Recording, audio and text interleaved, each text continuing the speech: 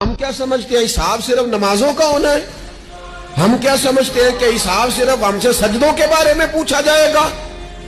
یہ بھی سوال ہوگا، یہ بھی صحیح بخاری مسلم میں موجود ہے، صحیح حدیث میں موجود ہے کہ رب فرمائے گا او بندے میں بھوکا تھا تو نے مجھے روٹی نہیں کھلائی، میں پیاسا تھا تو نے پانی نہیں پلایا، کپڑوں کی حاجت تھی تو لے کے نہیں آیا، میں بیمار تھا تو نے تیمارداری نہیں کری۔